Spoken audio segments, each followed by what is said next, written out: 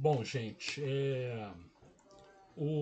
eu quero falar com você sobre o Fernando Henrique Cardoso, o FHC, ex-presidente da República. Eu já gravei um vídeo short sobre isso, mas eu senti necessidade de fazer um pouco mais, né? De falar um pouco mais sobre o Fernando Henrique Cardoso. Porque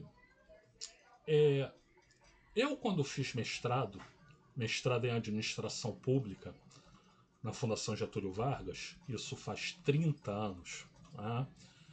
Eu estudei o trabalho do Fernando Henrique Cardoso. E o sujeito é de um brilhantismo intelectual absolutamente notável. Absolutamente notável.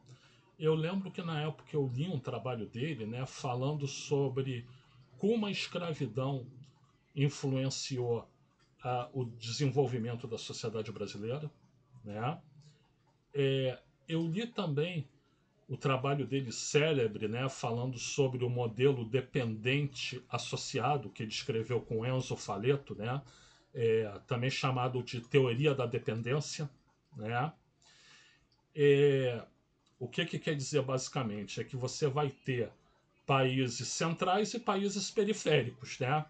E que aí os países periféricos eles são dependentes dos países centrais, né? E que esses países centrais eles determinam na divisão do trabalho internacional o que cada país periférico vai fazer, né? Ou seja, o poder não está nos países periféricos, eles são dependentes dos países centrais. Então, é claro que é mais detalhado do que isso, mas essa é a fundamentação básica da chamada teoria da dependência, né?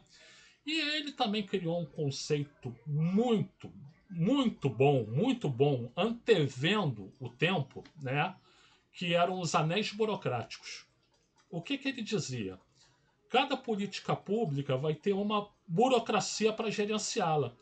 E ali, ao redor daquela burocracia, por isso o nome anel, você vai ter vários grupos de interesse querendo influenciar a burocracia para um lado ou para o outro. São os anéis burocráticos, né?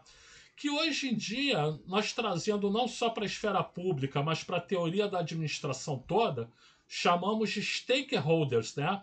Dá para perceber como o Fernando Henrique Cardoso estava à frente do tempo? E olha, gente, como presidente da República, sempre fui oposição.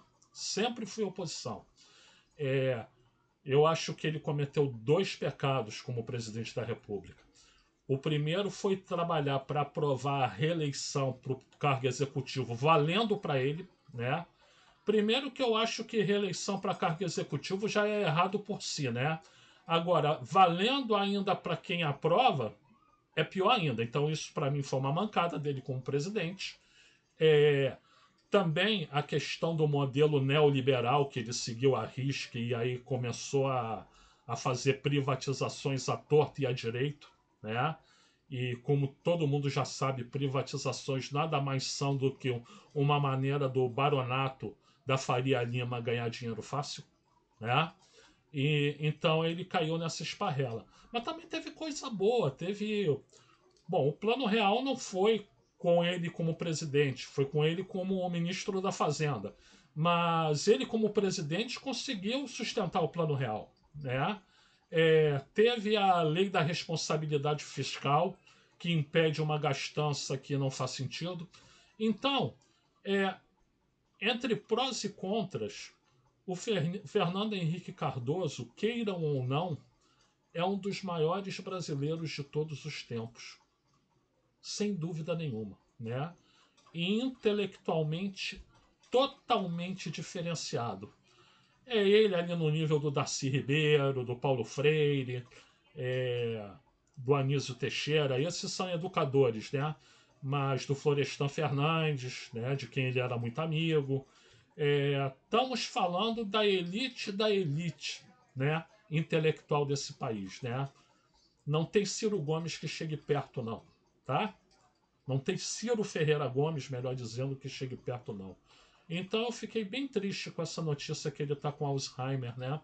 Que ele possa ter saúde e felicitações à família, porque vocês têm o privilégio de contar com a presença de um dos maiores brasileiros de todos os tempos.